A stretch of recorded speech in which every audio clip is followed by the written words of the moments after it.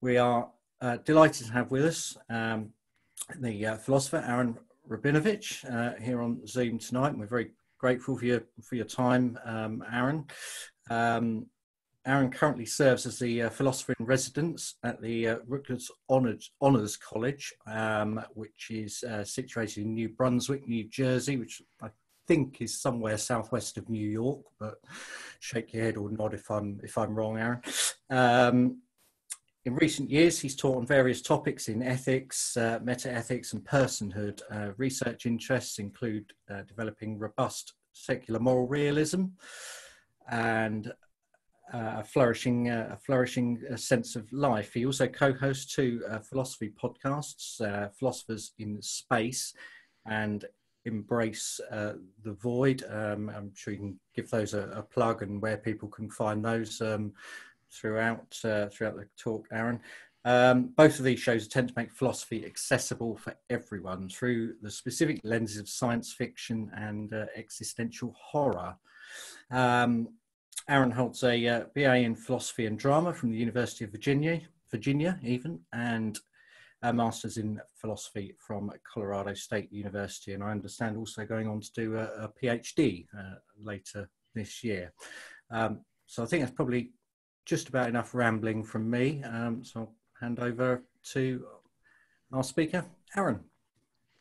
Oh, thank you very much. And thank you for that wonderful introduction. It's a ridiculous resume, but I appreciate you laying it out in that way. And thank you all for letting me come and sort of climb up on one of probably my favorite of all philosophical hobby horses that I like to ride around on. This will sort of, not roughly speaking, be a talk about free will, which I hope people are not too tired of hearing about. I'm going to do my best here to approach the issue in a way that may be different from what you're used to hearing, and that hopefully will be in a way that you find valuable by attempting to attach the question of free will to other things that I think are really important to folks. So this is not going to be, yet another rehashing of neuroscience or something like that. I don't know anything about brains. I'm here to talk about sort of the nature of reasons and reasoning entities. So let's see if I can, okay. So I want to start with a couple of basic definitions, as philosophers are wont to do. I'm going to be talking a lot about the concept of control today. So I want to be giving a few definitions of different kinds of control that often I think are conflated within folks' minds. And just so folks know, if at any point you can't hear me or it starts breaking up, please somebody give me a signal. I turned off the chat just for the sake of being able to focus on the slides. But okay, so, right, levels of control. And I also just want to say, without too much caveating, philosophers, I think, need to caveat at the beginning some things I want to say, right? Anything that I say here, somebody who's much smarter than me will disagree and has probably written a book on the subject. There are lots of competing perspectives on these subjects. So this is my way of understanding these things as best I can. Okay, so a couple of definitions, right? I want to give you a distinction between what I'm going to call robust control and a more deflated sense of control. So most of the time in this talk, when I use the word control, I will explicitly say robust control, but I'm going to be referring to this kind of more robust control, which is to say, right, the kind of control we have over an action when that action is substantially not the result of luck, right, as a result of something other than luck, which in this case is going to mean the result of our causal influence in a robust kind of way. We're going to contrast this with a kind of deflated account of control, what I will often refer to, just for clarity's sake, as causal efficacy instead. And this is going to be the kind of control that I do think we all experience every day, when I pick up the glass in front of me or something like that. And this is technically defined as the kind of control you have when your actions are the result of the right kind of luck. Okay, so it acknowledges that it is the result of luck, but it is the right kind. What the right kind here is going to end up meaning is luck that we identify as being internal to ourselves, where selves is going to be another messy concept, as we'll see over the course of this talk.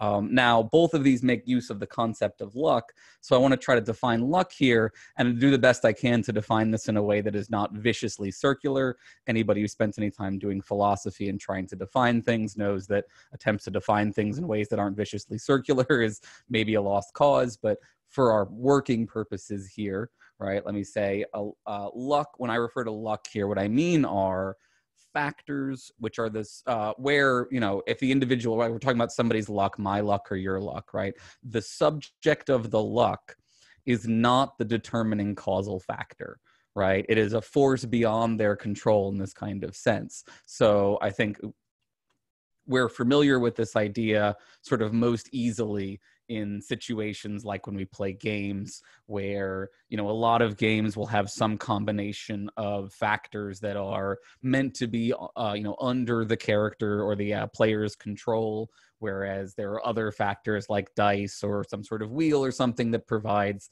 sort of this random luck element. And as we'll see, right, the argument here is going to extend that sort of world of luck outward and outward. But hopefully these definitions sort of make sense. I am not going to be denying the existence of the deflated kind of control here. What I'm going to be arguing is that ultimately the robust kind of control is what we need and what I think will ultimately be lacking as we sort of fully analyze the world. So one other concept that I just want to introduce here that is likely to come up in our discussion, if not in the talk itself, then during the Q&A, is this concept of determinism. And the argument that I'm laying out here is based on the idea that we live in a deterministic universe, as is, I think, a lot of our fundamental understandings of the world. By determinism, I just technically mean, you know, the way things are at any given point in time. Technically, we would say, you know, time T2 or something, right, is determined by the prior state of things, so the things at T1, right, plus some sort of causal function that gets us from T1 to T2, right, some sort of transformative function. It could be a, you know, a natural law is something people have often put forward, or maybe it's something less law-like than that. But in some sense, we can say, you know, if we know the rules of the universe and we know the state of the universe at point A, right, we can infer in theory, if not in practice, what the state of the universe is going to be at point B, right? This is the way that a lot of our science works, for example. So, okay, so with those things laid out, right, I want to explain sort of the journey that I want to try to take you on over the course of this lecture, or the course of this talk, is from a position, so most of you, I think, do not adopt this view. So we can think of like three different perspectives that you could have with regard to whether or not robust control exists in this world, right? So one view might be what we would call the absolute robust control view, right? On this view, you would think that like literally everything is robustly under your control, right? You have radical control over all parts of the universe. Almost nobody holds this view, right? Maybe some people who are like really deep into The Secret or something like that adopt some sort of version of this. But for most of us, right, most people are somewhere in the, what I will call partial robust control view, right? Some things in your life you think are robustly under your control, right? There are some things that you do or believe or something that you think are not the result of luck. Okay, other things you acknowledge are beyond your control in this kind of way, right?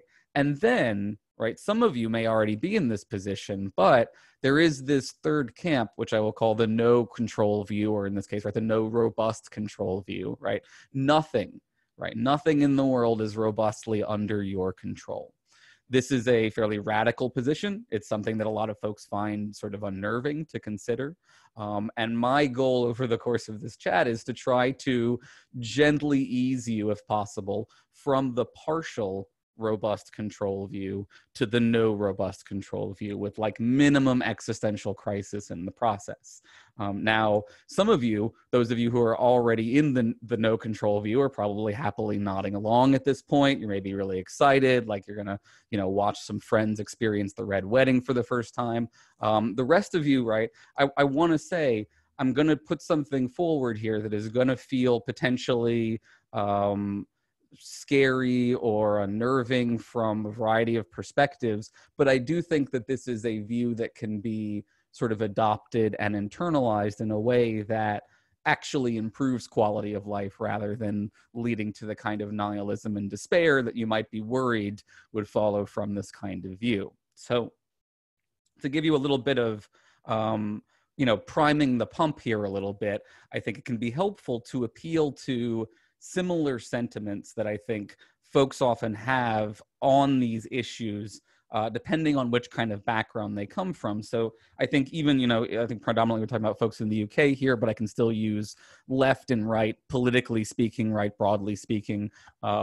Folks, generally speaking, on the political left, who I think largely are more sympathetic to the kinds of concerns that I'm going to raise in this talk, are often more sympathetic to them, I think, because they are already comfortable with the ideas of things like systemic inequality and privilege, these sort of pervasive kinds of luck that help us, that if we understand them correctly, help us understand why there are things like systemic poverty and systemic crime, and hopefully, ideally, then we could be allowed to resolve those upstream problems and thereby deal with issues for individuals on the ground. So that's one way in which I think this kind of luck view can play out on the left. On the right, and this is just in my experience, I'm not saying that everyone on the right is religious, but generally speaking, when folks are sympathetic to what I'm saying and they're on the right, which is, like I said, a slightly smaller subset, I think, for various reasons, they usually come at this from a kind of religious background where they understand the idea that, like, there but for the grace of God go I, that, were I to be have the misfortune of being in this other situation, I would hope that others would sort of be compassionate towards me and understand that, we are still connected in these kinds of ways. So with that kind of priming in mind, right, let me talk a little bit about why I think we should care about the robust control, right? So some folks, like Daniel Dennett, for example, will say, we shouldn't care about the robust thing that I've been talking about here. All we should care about is the kind of deflated sense of control, and that's enough to get us all that we need philosophically. I, on the other hand, think that the deflated sense of control is going to be insufficient, that there are several things that we genuinely do and should care about that depend on some understanding of the robust, the idea of having robust control, or if we lack it, need to be revised substantially so that we can understand ourselves and our world better.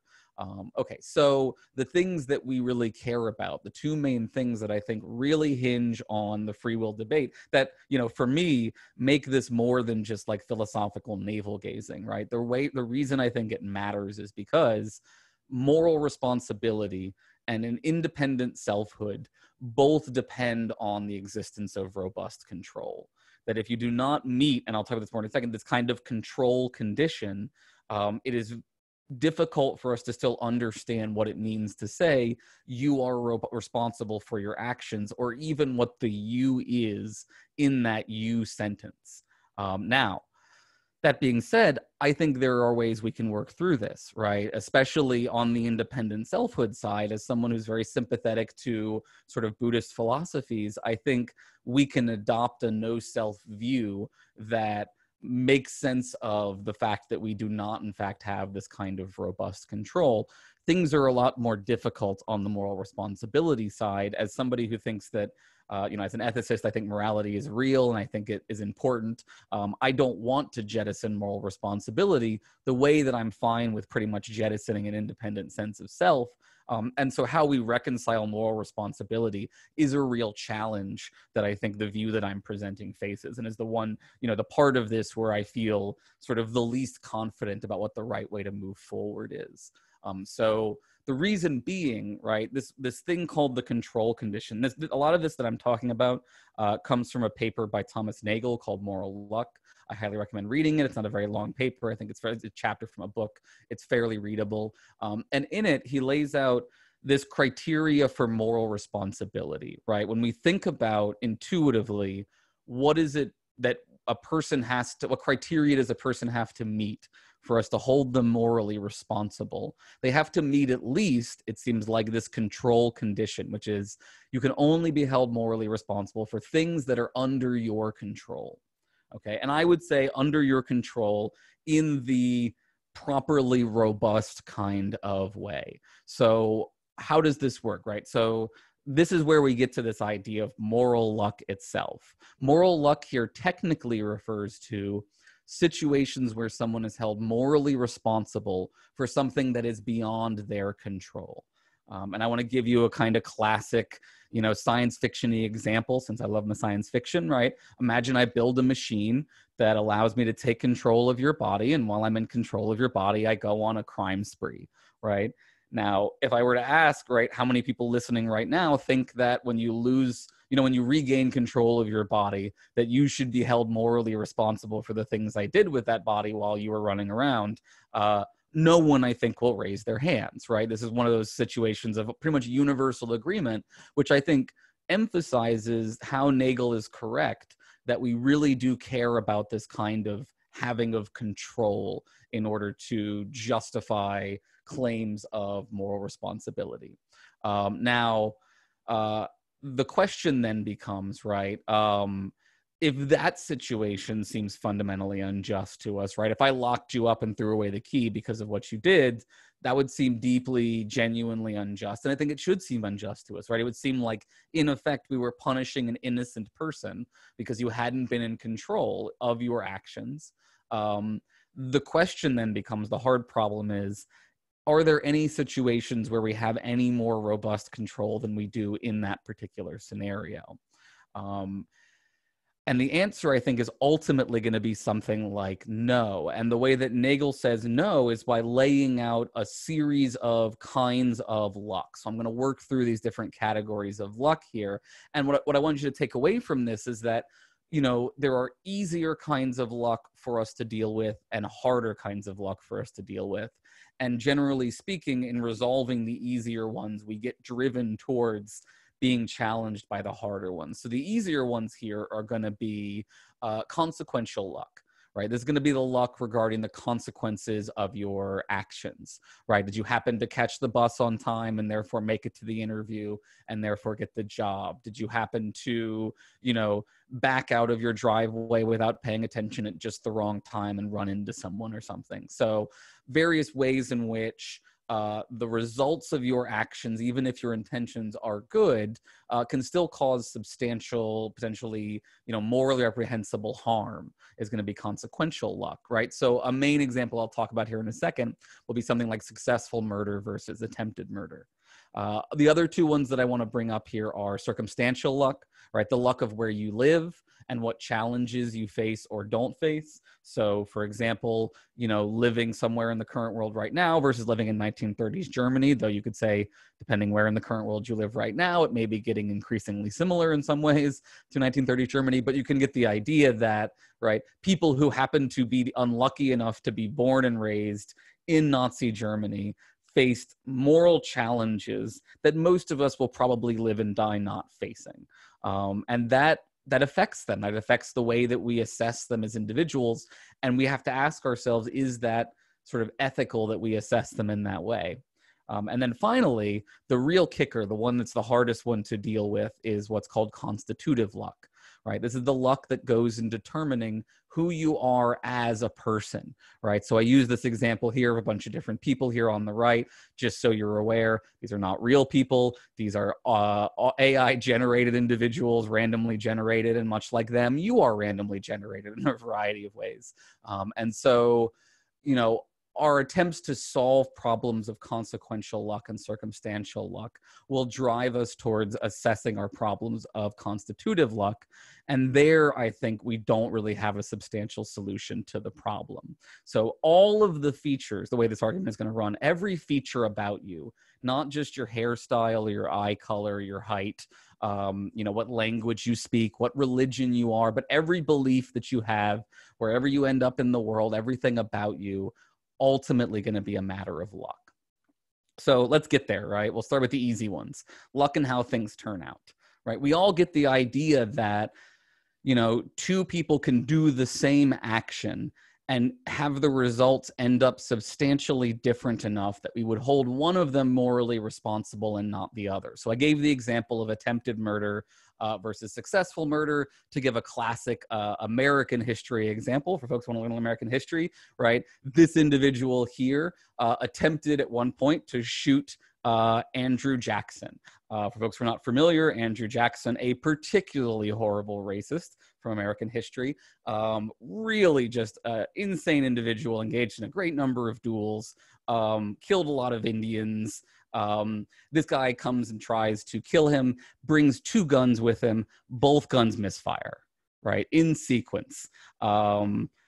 And I think what we can really say is, right, if that person had successfully killed, right, Andrew Jackson, one of history's greatest monsters, we would have viewed his actions differently, ethically speaking, right, possibly maybe even more favorably, right, if he had successfully rather than accidentally or rather than failed to kill Andrew Jackson. So there's these differences, and they come up in lots of different cases, right? 2 people run a stop sign. One of them happens to hit a child. The other one doesn't, because the child happened to run out into the street at just that moment. And how we deal with these differences is tricky, right? Because if you think about it, right, in these situations, the thing that determined the outcome of their action was a factor beyond their control. Right. And if we have bought into the control condition, if we reasonably hold that you can't be held responsible for something that's beyond your control, how is it okay for us to hold an attempted murderer less guilty than a successful murderer, less morally reprehensible, right? Even though we do so. Now, there are a couple ways that we could resolve this, either leveling up or leveling down, or some suggestions, right? We could either take the person who doesn't, like the drunk driver who doesn't hit somebody, right, and treat them like the drunk driver who does hit somebody. And this is something that sometimes we do in the world, right, where we treat you as if you have had the worst possible consequences of your actions, partly because we want to incentivize people not to do those potentially very dangerous actions. But generally speaking, we still don't sort of see these people as morally comparable. So this attempt to avoid the luck of consequences involves us moving inward, right? Focusing our judgment inward from the consequences to the intent or the nature of the action itself. So we say, well, look, both people got in the car drunk. They both chose to drive drunk. Let's treat them as equally culpable because they both intended to drive drunk in this kind of way.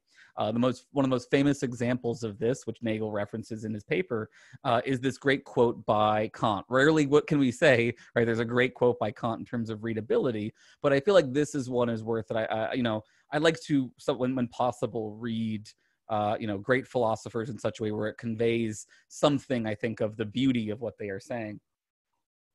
So if you'll indulge me here, right? Kant says, and notice this is all one sentence because Kant, a good will is good not because of what it affects or accomplishes, not because of its fitness to attain some intended end, but good just by its willing, even if by some particular disfavor of fate. This will should entirely lack the capacity to carry through its purpose, if despite its greatest striving, it should still accomplish nothing, and only the good will were to remain, not, of course, as a mere wish, but as the summoning of all means that were within our control. Then, like a jewel, it would still shine by itself, as something that has full worth in itself, right? Immanuel Kant was terrified of the idea that luck could creep into our morality, because he rightly recognized that once you let luck in the door, it's very hard to keep it from spreading anywhere. And so he tried to very hard to limit our moral judgments to the decisions of the rational agent themselves. Now, this is not, again, how we normally treat morality, but it is one way to avoid the weirdness of holding people responsible for consequences beyond their control. As we will see, though, it does not avoid the luck of constitution. Now, before I get to constitutive luck, I just want to briefly say, right, all of the things that I've just said about about consequential luck apply, with all the proper translations to the luck of circumstances, right? In the same breath that we can say you can still be held responsible for your intentions no matter the outcomes. We can also say you can still be held responsible for your intentions no matter the circumstances. Sometimes this is put forward as a thesis like, we don't need to worry about systemic poverty because people who work hard can pull themselves up by their bootstraps, right? That like even people in bad situations can overcome those situations by perseverance of good character, essentially. Now, how you feel about that argument is going to depend more or less on, what you think about the nature of actually being able to climb out of poverty and the way that people are born and die in the same same economic classes a lot of the time, right? But you can see how it's the same philosophical move from this kind of luck that we acknowledge you don't have control over, to judgments of your character where the assumption is we can still make reasonable judgments about your character, your intentions, your nature, or something like that. So again, we're funneled towards the Constitution, and this is where constitutive luck comes in. And this is where I think we all have to acknowledge there's a real problem in the way that we approach each other in the world, because everything about your nature, right, is the result of luck. So as Nagel puts it, how can one be responsible, even for the stripped down actions of the will itself, if they are the product of antecedent circumstances outside of the will's control? And you might be thinking, there are parts of my will that are under my control that I can, assert responsibility for in a robust kind of way. And here is where I try to go beyond Nagel a little bit by presenting my own personal attempt at a regress, what I call the regress of reasons. So all of you listening can play along with this game by yourselves. And then, of course, we can follow up in the chat. But in your mind, imagine something that you believe you can assert robust control over, that you feel that you were robustly in control of. Okay, maybe it's an action of some sort or something about you or whatever, right? So you have this action in your mind, right? Now ask yourself, of that thing, right, did you do it for a reason, right? So let's say we're talking about which college you chose to go to, right? Did you choose to go to that college for a reason or not? Right? If you didn't choose for a reason, right, then it seems to me that what you are describing is not a meaningful case of willing, right? You are not doing what we mean when we talk about an agent willing something. You are effectively a random number generator in that situation. Whereas on the other side of the dilemma, right, if you say, yes, I did do it for a reason, we can then reasonably ask, right, what about you, what features of you as an individual made it so that those were the determining reasons for your decision and not some other set of reasons? Was it your socioeconomic status and it was a cheaper school to go to, or was it closer to home and you like your family, or like what was the reason and what were the things related to it? And then of those features, right, we can ask, did you choose those things? And if you chose them, did you choose them for a reason? And we can continue the regress here ad infinitum until we eventually get to, things that happened in your childhood when we can all universally agree was far beyond your control. So the fact that your current state as an individual is determined by the previous states that you were in, plus the experiences you went through, all of these kinds of luck means that your current state is also entirely the result of luck. Now, this regress works, I believe, for both monumental and trivial actions, which are usually the two kinds of actions people want to hold forward as, examples of where they can claim robust control. Whether it's, I lifted this arm instead of this arm, or I went to this school instead of this school, right? The problem of reasons remains the same. And notice, right, this regress problem in no way makes claims about, neurobiology or the way your brain works or something like that. As long as we're talking about you as a reasoning entity, it seems like you are in danger of this regress. Okay, so what are the consequences then? right? Consequences for free will and the consequences for morality. So what Nagel says, and I agree with him here, the area of genuine agency and therefore of legitimate moral judgment seems to shrink under this scrutiny to an extensionless point. So a lot of folks, I think, genuinely still hold to this kind of intuition where inside of your skull or something like that, there's a little guy, a little version of you at the control panel, right, pulling the levers and things. And what I want to push back on and say instead, what's going on inside of you is that there's just ropes pulling on other ropes. There's no you in there that we can distinguish from this world of radical causal interdependence. So right, the non-Western philosophers will talk about this as codependent arising, the idea that everything is just a radically interconnected nexus of causal interactions. And what we do is we sometimes will chunk off certain parts of those things and say, this is me, and identify with them and treat them as separate. But that ultimately those distinctions break down if we really observe them. And that, much like the classic tale of, the philosopher when asked, well, what holds up the world? And he says an elephant. And what holds up the elephant? He says a turtle. And he says, well, what holds up the turtle? Right. And he says, well, no, let me stop you there. Right. It's just turtles all the way down. Right. Someone like Nagarjuna would say it's just luck all the way down. It's just codependent arising all the way down. And the way that Nagel puts this is to say there's a lack of solutions. So he says, I believe that in a sense the problem has no solution because something in the idea of agency is incompatible with actions being events or people being things. But as the external determinants of what someone has done are gradually exposed in their effect on consequences, character, and choice itself, it becomes gradually clear that actions are events and people things.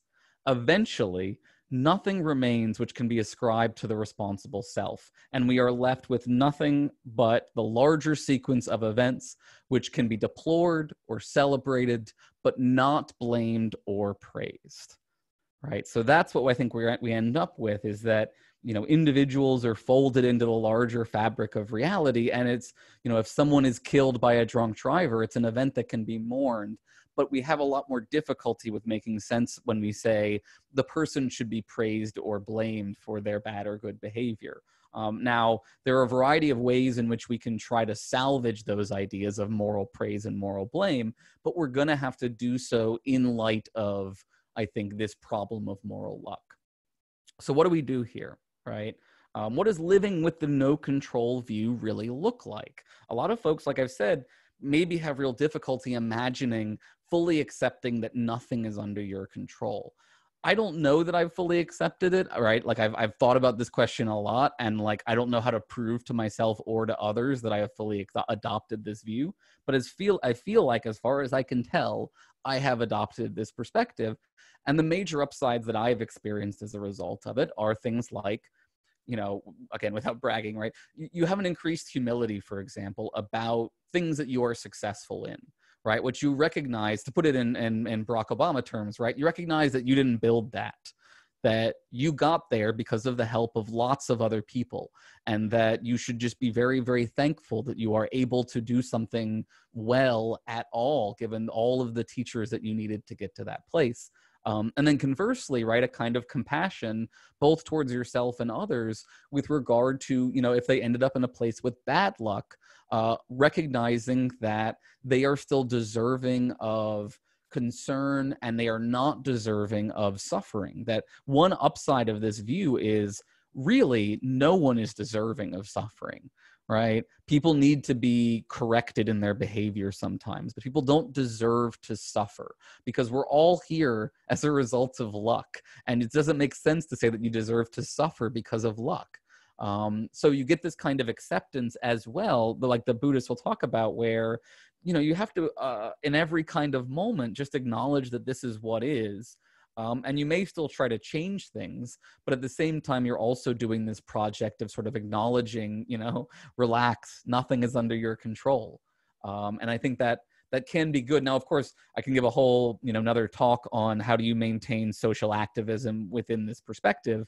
I do think you can do so, and I do think it's an understandable risk, or an understandable concern to think maybe this would prevent one from engaging in sort of robust attempts to try to change the world. But I don't think that is an essential outcome here. Other parts of living with this are things like in practice. So this is where I think social reform really comes in. If you adopt this view, you should believe, it seems to me, very strongly in prison reform, because there's no way to make sense of a fully thoroughgoing retributist model of justice, one that says, you've done something bad and you deserve to be punished and suffer as a result. The only kinds of models of prisons that still make sense on this view are going to be rehabilitative models, or potentially deterrence models, or models that keep people who are unable to control their behavior from a situation where they can harm others, right? But you're not trying to, eye for an eye all of the people who've done something wrong, because you acknowledge that their immoral behavior is the result of bad luck in this kind of way. Similarly, you have a lot of kinds of social justice reform, like redistribution of wealth, reparations, things like that, that are substantially bolstered by adopting this kind of perspective over one that says, if an individual doesn't succeed, that's on them, and everyone should be out to get their own, or something like that. So, okay, so I'm just going to I'll wrap up here, and I'll be happy to take some questions. I just want to, preview a couple of objections. It's classic philosophical trick, right? Pre-butt any of the objections you're going to put forward. But these are ones that I hear most common that I want to sort of address, which are, if we don't have robust control, why act at all? So like, what matters? Why does anything still matter if we come to realize that everything about us is the result of luck? That everything that you believe, you could have believed the exact opposite if you'd had different luck and different upbringing and such. Now here, the answer to me personally is you still have all the same motivations hardwired into you, even if you recognize that they are the result of a bunch of factors beyond your control. I still take pleasure from doing philosophy and hanging out with friends and, eating delicious foods and things like that.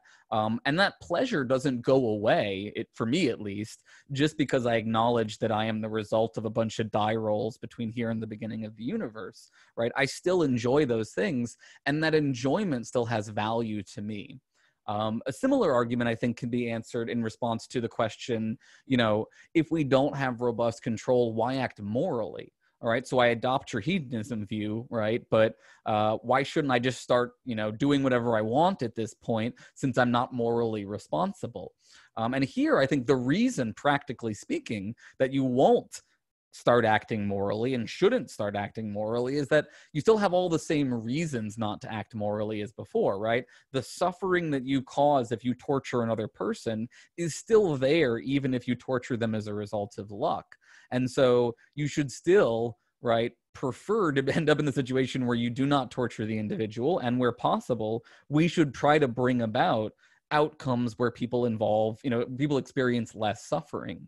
And this view doesn't mean that we can't change the future in certain kinds of ways. It just means we shouldn't try to change them by appeal to, these independent luck-free agents or something like that. And then finally, right, some of you probably, a fair number of you probably, if I'm being honest, right? I probably haven't persuaded all of you, but a fair number of you are probably holding to this idea that there is still some small space somewhere inside of you, right, where there's still a location of control, where we can still point to something and say, that's the real you, and that's the thing that pulled that lever, right? And here, I just have to say, I think that this is the equivalent of claiming that souls exist. And I don't believe in souls. And so, if you want to claim that such a thing exists, I do think the burden of proof then falls to the person making that argument to show, here's this entity that is in no way in its behavior, substantially determined by factors beyond its control, and yet somehow continues to act in the world. I don't think that such a thing exists. It seems absurd and implausible to me, but I do think that it is what a lot of people continue to hold as being true inside of their own minds. And then finally, right, the claim, this is an empirical claim, that we can never fully abandon our belief in our own free will. And to hear, I simply say, right, I think we can, I think we should. I hope I've motivated you to do so a little bit here. So I will wrap up my talk there. And I've been told that I'm supposed to plug my podcast at the end of talks. So if you are curious to hear more of my rantings and ravings, you have Embrace the Void podcast, where I interview lots of folks about various topics pertaining to our very dark timeline. And then Philosophers in Space, where I combine philosophy with science fiction to try to make both of them accessible to as many people as possible. So thank you all very much, and I look forward to your questions. Thank you again to Aaron for the talk. As I know you've seen on the chat, Aaron, has quite a few questions that have come in. Some really good questions. Yeah, some good questions. So we'll crack on in a roughly chronological order, I guess. Harry says, if this worldview resulted not in compassion, but instead in nihilism and despair, would you still hold this view, and would you want other people to recognize this truth? It's a good question. It's a complicated question. I don't know if I would psychologically still hold the view, because if it was really depressing, I might talk myself out of it in some kind of way. I would think the view was still true. And I would still think that, generally speaking, one should hold true beliefs over false beliefs. And so I could say I would hope that I would still adopt a depressing truth rather than adopt a comforting falsehood. I think it's even more complicated when we ask the question of, should I then spread my horrible beliefs to others? I think if it were the case that this did cause a lot of harm, I would have to seriously consider how much I would advocate for it. I tend to think that that's not the case, and so that's why I'm a little more comfortable advocating for it. But I would be, I think, a little more nervous about, if I felt like the corrective that I was putting forward led people to do a lot more harm, I would consider another approach and another maybe focus for my projects. Sure. Do you think there's a strong likelihood that could be the result, or not? Well, so this, I think, is an unanswered empirical question at the moment. And I have sort of tried to keep up with the literature on how the people's beliefs about autonomy and control and efficacy impact their behavior. And there is some interesting stuff about how, not believing in various things that are similar to free will in various situations does lead to sort of less success and outcomes or something like that. So I am sympathetic to it having those potentially negative implications. My sense is there's a way to educate people about these issues that minimizes the risk of an outcome like that, and that generally speaking, those kinds of outcomes are the result of those kinds of outcomes can potentially occur from living one's life anyway, because at any moment your experiences could slam into you in such a way where you really are forced to deal with the fact that you are swimming in luck all of the time. But I do think that it depends on the teacher, right? If you get someone who teaches people about free will in the wrong kind of way, I think you can do a lot of harm very quickly. But alternatively, I think if you get someone who teaches about it in the right kind of way, you can really help people to deal with a lot of things that might be making them miserable. Sure. And speaking of outcomes, Martin asks if this view has been used anywhere to change the judicial system in, I guess, any given country, perhaps. Yeah, so I don't know if explicitly Nagel's paper has been cited by people doing criminal justice reform or something like that. It wouldn't surprise me.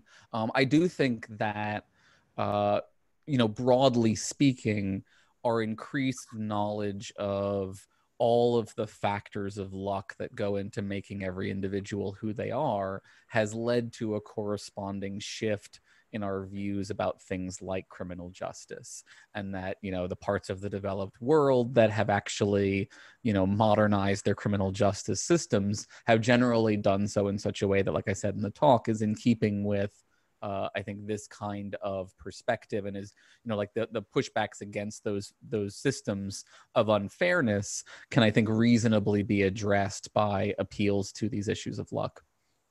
Sure, sure. Okay. Do you believe that the belief in free will, regardless of whether it is true, could be useful? Somebody here thinking particularly about self-improvement. Yeah, and so this again, and I think there was another question right after this that was related to this in my mind, which was what are the implications for educating children about morality? So I'm hopefully, assuming that all, the world still exists in the fall, going to be starting a PhD in moral education, and I'm specifically interested in how do we develop morality, our moral character, and there are some there's like an article I read recently that talked about how internalized accounts of moral motivation are more effective generally in producing ethical behavior than if you are just trying to convey to other people externally that you are moral, right? So if you really care about morality, it makes a difference. Now I think you can still get that even with ultimate understanding that the internal external divide breaks down. We can still talk about ways to habituate individuals to act consistently in moral kinds of ways. And what I think I don't think that we should teach people that free will exists, but I do think that we should teach them that differences in terms of people's motivations do matter in various kinds of ways at a sort of, this is like a conventional versus ultimate kind of distinction. And there is at least some evidence that suggests that versions of belief in some kinds of free will do make it easier to stick with self-improvement or something like that. But I'm very hesitant to point to those studies because I feel like I don't really trust people to give like a clear account of what they mean by free will before they start asking people questions in a survey about what they believe. And so, I think those surveys could result in, could be the result of a lot of implicit biases in the testers and the way they design the questions about free will. Is there sufficient emphasis on morality within education, do you think? Oh God, no. I thought that might be the answer. Sorry, I almost lost my drink there. I didn't realize we were doing stand-up comedy now. No, especially not anywhere that I've lived. And the reason being, as I understand it, is because morality has generally traditionally been seen as the purview of either the family or the religion, and usually those two things end up being synonymous. And so there's, I think, been a ton of fear and resistance about the idea of teaching ethics in any education period before undergrad. So most of the undergrads that I teach intro to ethics have literally never taken an ethics course of any sort, are not familiar with any ethical theories, and have mostly had to kind of piecemeal it together, through all of the influences of their culture and their world. And that's terrible. Like, that's just clearly a major source of a lot of suffering in our society, that we're not better educating people on these fronts. It's also, and I shouldn't just blame it on the religious, it's also the fault of the secularists, like folks who believe that, school should be about teaching things that are facts, like science and biology and stuff like that, and that morality is, people feeling things towards each other, and there's no real fact of the matter about what is morally true or not. And so, you couldn't really teach that either. And so there's actually been like constitutional debates about whether it's unconstitutional to teach ethics. That is really genuinely a question that has come up. And for the most part, my experience has been, unless you're lucky enough to be in like an advanced like early philosophy program in a school, where like the IB program or something, where you get access to like theories of knowledge in like high school years, you've probably not been taught very much ethics until 18 or 20 or something, which is way, way too late. Okay.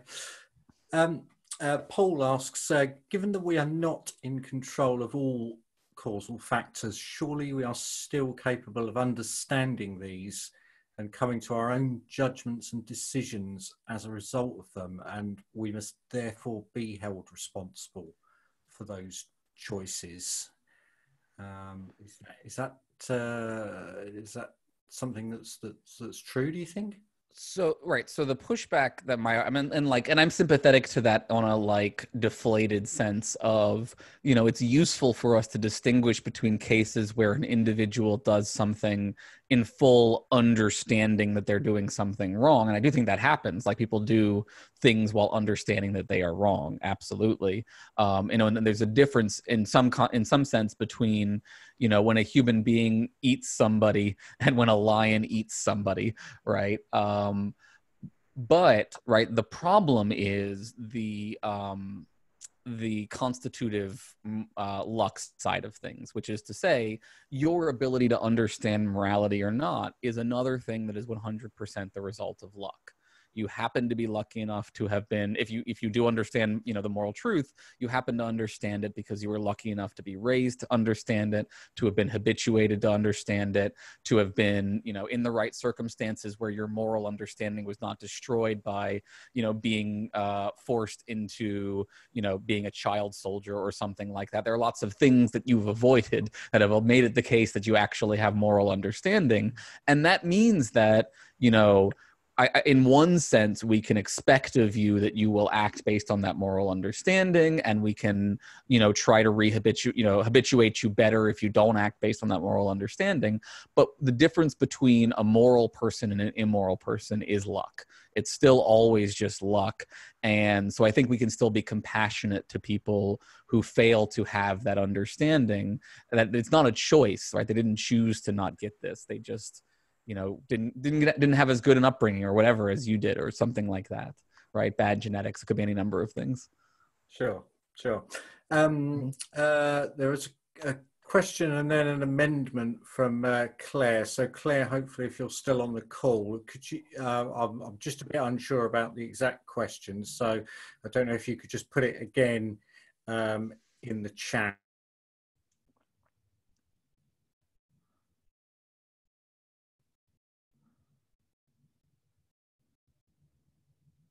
The one about percent. Oop. Our apparent agency is really just radically interrelated. What was the term?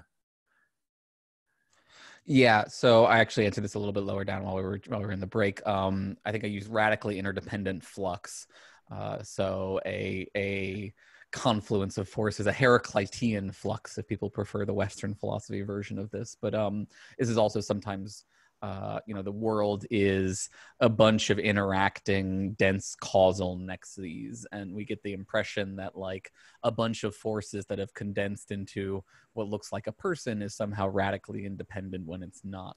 And I included a wiki link there for folks who want to learn more about codependent arising, and you know, read Nagarjuna, who's really wonderful. He talks about how we are all empty of independence, and we are all just radically interconnected all the way down. Okay. Kathy Gilbert asks, any single action of hers that she examined seems to emerge from a whole bunch of reasons, of which some are not the result of causes beyond my control. Is there any place in your philosophy for reasons as opposed to mechanistic causes? Sure. I mean, my whole regress is based around the existence of reasons. And I certainly agree that your actions can be driven by a variety of reasons. But I think even when there's a cluster of reasons driving your behavior, you can take each single reason and apply that regress that I gave in the lecture and say, you know, that reason was effective on you because of various features of your character, and your character is the result of luck. And so the fact that that reason was effective on you is the result of luck, it seems to me. And that's true whether there are a lot of reasons or just one reason. And I'm unclear what it would look like for there to be sort of a reason that was not the result of causes beyond your control. And I think, you know, if we drill down on any example that we get, it's going to end up in similar places. Okay. I think Claire is probably there to ask her question directly. Are you there, Claire? I mean, she may not be unmuted. I think she's trying to talk. Maybe might be on mute. I'm not sure.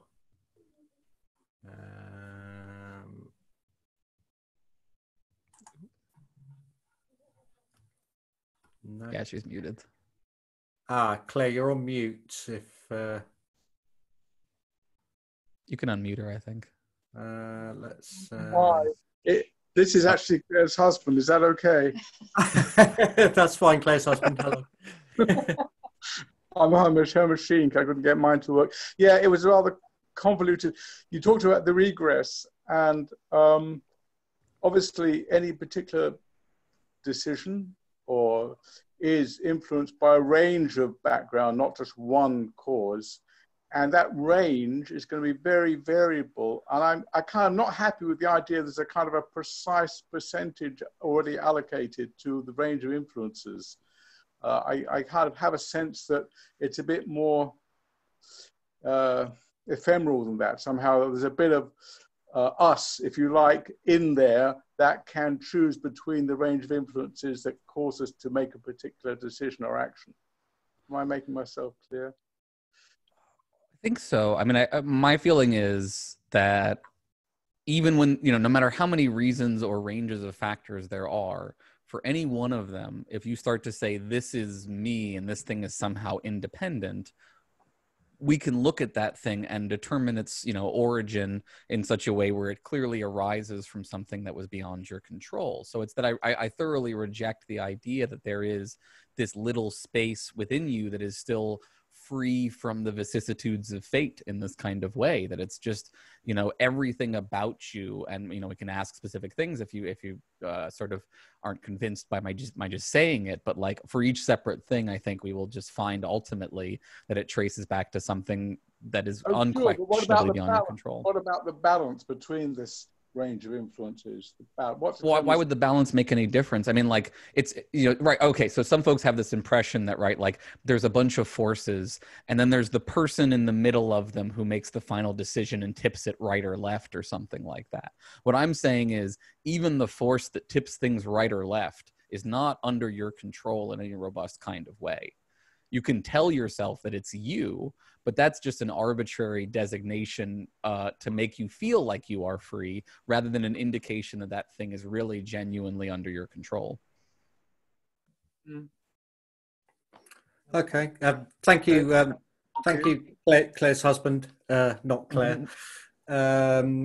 Sally asked a question. She's reluctant to convert to the belief in having no control whatsoever, and especially to convert others to this view until she can be assured that this will not cause nihilism and apathy about making an effort to pursue goals good for me and society. Which kind of touches on the question at the top of the question and answers. Mm-hmm. I mean, I can't guarantee anything, right? And there will certainly be some people who will take this and go in a nihilist direction. I would argue that they will also end up in a nihilist place, generally speaking, whether or not you teach them this particular perspective.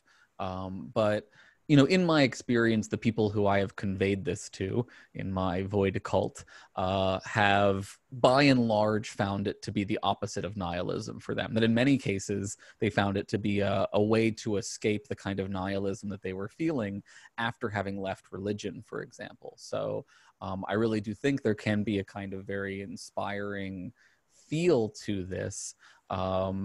And the way to get people to that place is, of course, to make the distinction that I've made here between sort of saying, look, we have control in the sense that, I can go out and volunteer and help people right now. I have the control in the sense of I could change people's outcomes with my behavior. What I don't have is the ability to say, if I went out and volunteered and helped people, I deserve special praise because I did so in some radically free kind of way.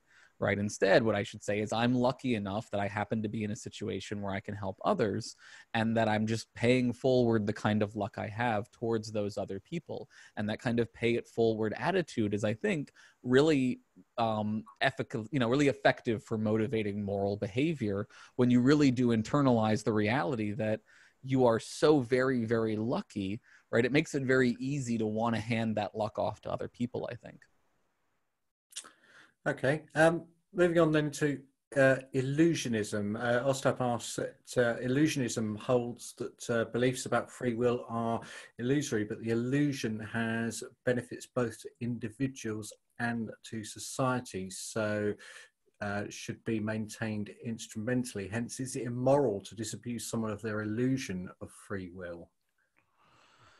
Yeah, and there are like lots of different kinds of illusionism, right? You can be an illusionist about the experiences of phenomenal consciousness. You can be which is what illusionism usually is referred to as the philosophy of mind view, that we don't actually have minds in the way we think we do. But you can certainly be an illusionist about free will in this way. In my view, right, I think in this particular case, this isn't true for all situations between illusionism and realism, but when it comes to the free will debate, right, the illusion of robust control to me seems only harmful and in no ways beneficial. And it can be fully jettisoned, I think, without harm. We should still talk about kinds of, contingent moral responsibility in ways that I think can be beneficial. But I don't think that, I don't think that there is a harm in abandoning the illusion that we are all so culturally habituated into, that we are these independent entities in this kind of way. Okay. Kev asks, if I can find it again while I'm scrolling.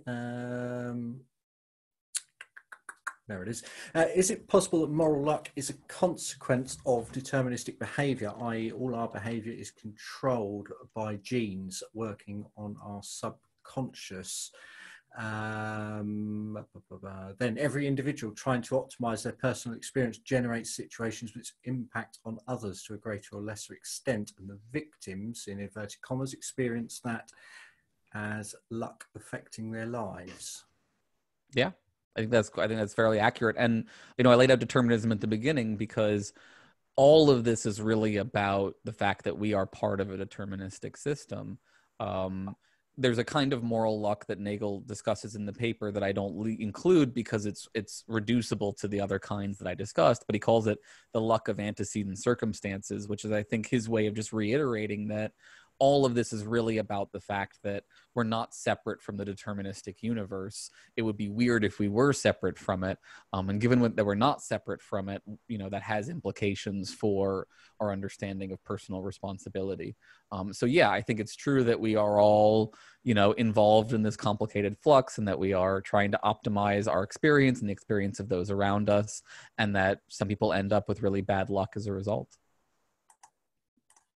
Okay, I'm just going to try and unmute Robert. Okay. Hello, can you hear me? Hi, Robert. Mm-hmm. Yes. Hello. I'm just trying to fit the golden rule into this, and I'm thinking that through the ages, free thinkers often have come to that view: treat everybody as you want to be treated yourself. And so I guess your theory is that those free thinkers make that decision by luck, things that have happened in their lives and so on, and not through hard thinking against the odds and in the face of persecution and victimization often. But what I really question as well is this notion that there's something dishonorable in thinking there's a small space for control still. You say it's compatible with the soul.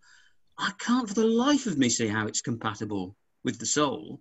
It seems to me quite, if you think of the soul as having, for example, spiritual connotations, something like that, I think the hard thinking and reasoning is where I would put it. And that's what leads people at best to the golden rule, I guess.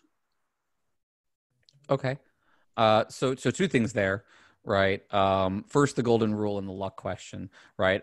First of all, the golden rule itself is perfectly compatible with this view, obviously. As for how they got to it, right?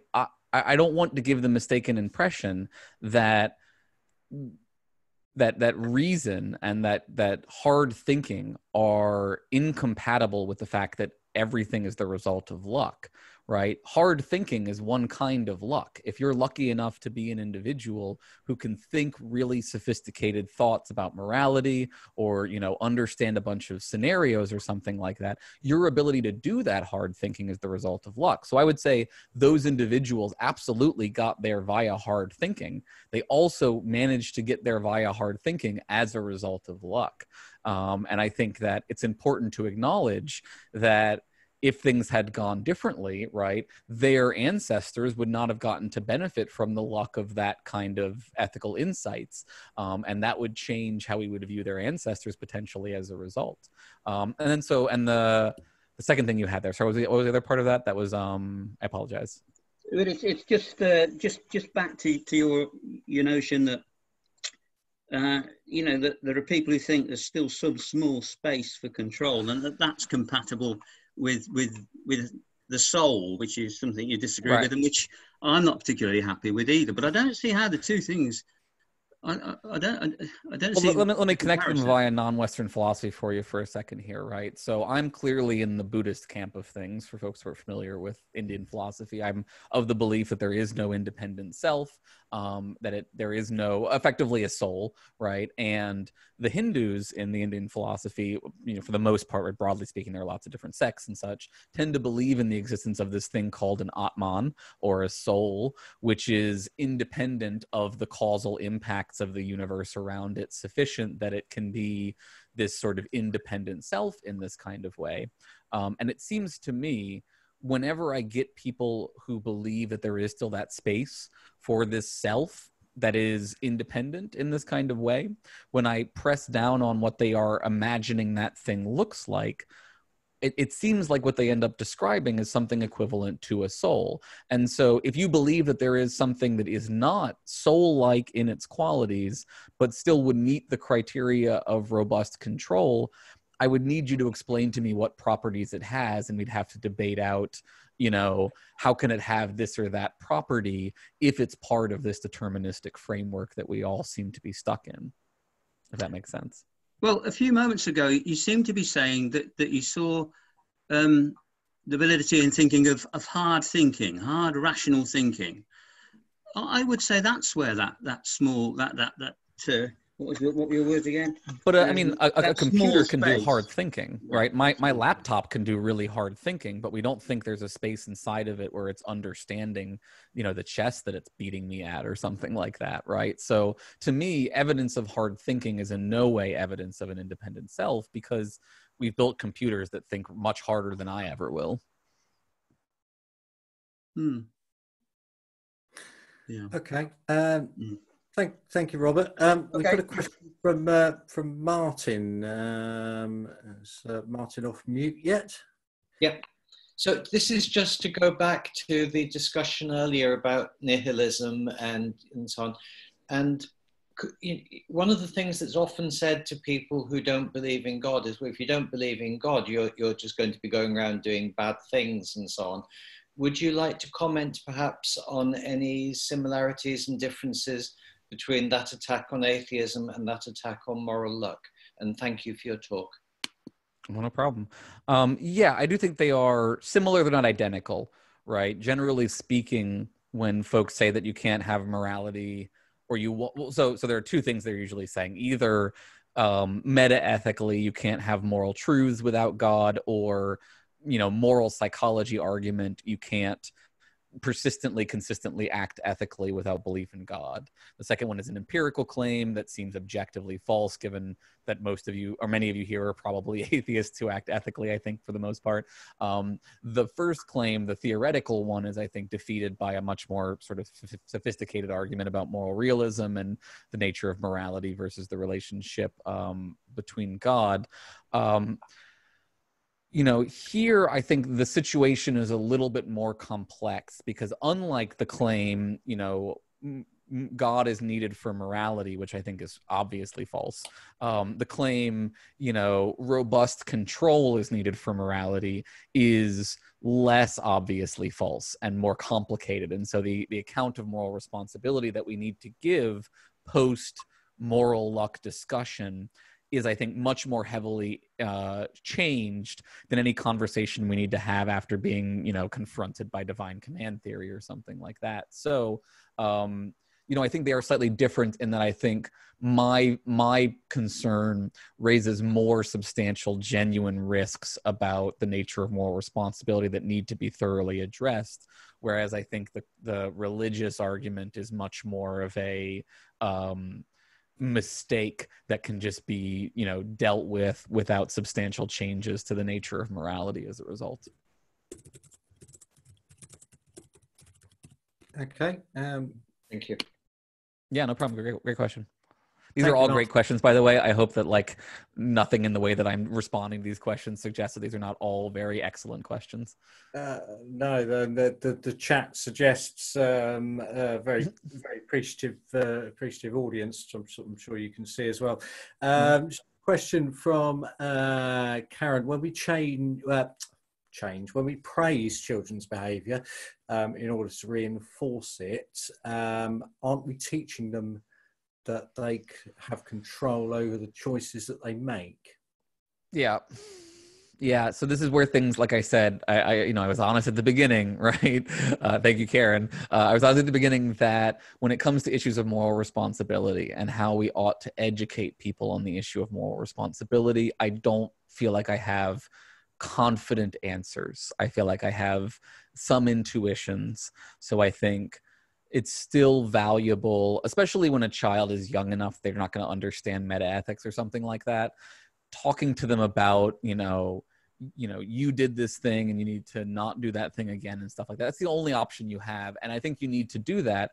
And there are really interesting questions, I think, about how much you should build up a person's sense of personal identity, given that their sense of personal identity causes a lot of harm later in life, in the kind of Buddhist sense of, identity is the root of attachment and attachment is the root of suffering and such like that. So how do you find the perfect balance of, teach them that these things are real and matter right up until the point where they're advanced enough to understand that they are both real and matter and also fictional, right? That is hard. It is not an easy task. And I don't, hopefully at the end of my, PhD, I'll have a better answer to this question.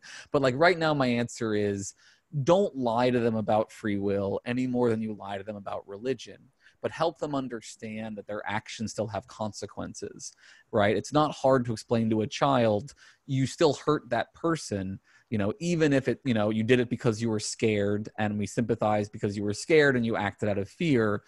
You need to not do that again, right? And so understand the part of yourself that made that choice and try to figure out how to shift your motivations towards doing the slightly better thing, right? And again, I don't have children, so feel free to tell me that all of this is nonsense because this is not how children work, but this is my feeling of how you try to incorporate these really hard problems. And I have friends who have children who've been asking them questions about free will because they've been listening to philosophy podcasts while they're all locked inside. And I do think that, children can actually understand a lot more than we think they can. And that it's valuable to start having these conversations as early as they start asking these questions, I think.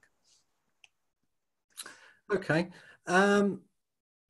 I think that's pretty much it for questions. I don't think I've missed anyone. There's a new one just came in. Yeah, Elizabeth. I was just going to go back to Elizabeth briefly. Oh, yeah, okay. Who, if I can find it again, it's probably my chat keeps jumping up and down, but. Elizabeth just said she was glad to hear your ideas on this and wonders if the difficulty in giving up the idea of self is partly why the view itself causes discomfort.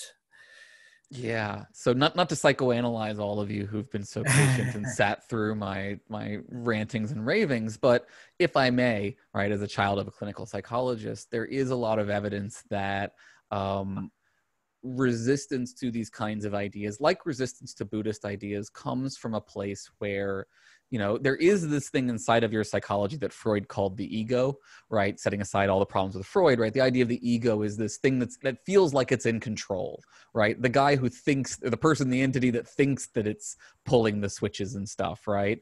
The ego is, you know, a decision-making system. And so it's correct in the sense that it is a decision-making system in that way, but it wants to view itself as a radically independent decision-making system so that it can then take praise for the things that it has done because it feels good to do so.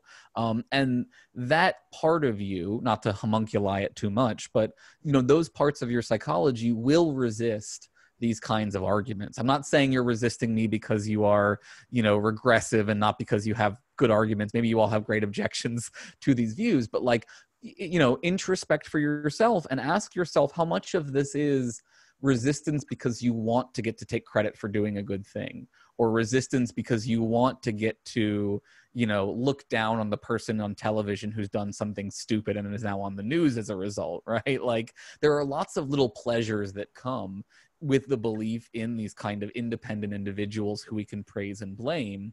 But I do think that there are richer pleasures and flourishing that come when you move away from that kind of desire to see yourself as independent and see others as independent in that way. So yeah. Okay, thank you. Just a couple of questions to finish off with then. One from Ostap. How do you recommend we determine differential culpability in competing cases of moral luck? And that's got a lull against it. So yeah, no, I mean, I think this is another really hard applied question where, you know, what I think we want to be moving towards is a kind of pragmatism with regard to moral responsibility, where we say, like, how useful is it in holding this person more or less culpable, right? Is it, you know, the case that if this is a child who is very sensitive to moral judgments, and if we convey to them that what they did we think was very wrong, it will change their behavior dramatically, right? Then in a sense, it's probably more valuable to hold them potentially culpable in that kind of way. Now, there are other different reasons that we could potentially hold someone more culpable. So if someone is the kind of person who is going to continue to be violent towards people around them, then holding them culpable is a matter of protecting the people around them from further abuses. And that's perfectly consistent with this kind of view. And there, the technique would be, you know, assessing how high a risk they are for recidivism, right? And there's lots of applied work that has gone into those assessments. I think we could be doing better about assessing recidivism. It is traditionally something that is heavily influenced by implicit biases about race and things like that. So there are issues there.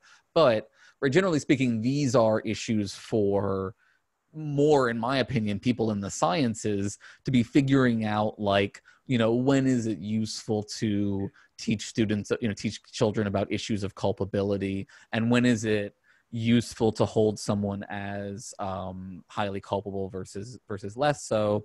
And then also other factors can be things like, for folks who are familiar with restorative justice, right? How much does the person who was harmed want to hold the person who did the crime culpable? Because there's actually really interesting work about how a lot of the time what victims want is an apology more than anything else, and a guarantee as best as possible that the person won't commit a further crime. They're not interested in seeing the person suffer or rot in jail or something like that. They want a system that allows for enough truth and reconciliation where the person will feel held culpable, right, and will avoid ever doing something that would put them in that situation again. So I guess that's a little bit of, hopefully that answered the questions a little bit there, Ostap. Yeah. Vaguely just linking to that, the last sort of question on the chat stream, how do you suggest that, say, teenagers should be taught about ethics, morality, and free will, says Lawrence, and also thanks for the talk, says Lawrence. Yeah. So from what I've gathered so far, right, you need to give a person an internal sense of a moral identity, probably by the age of between 6 and 8. because what they find is that after the age of 8, if their sense of morality is largely external based, it will likely be less reliable for producing ethical behavior. And then from 8 to 18, right, you need to be sort of reinforcing that internal account of morality. So I think you need to be helping them develop kinds of moral reasoning that go beyond just sort of self-interest or even sort of the narrow interest of the people they care about, but to understand, you know, universal principles and to put those universal principles in balance with their personal concerns.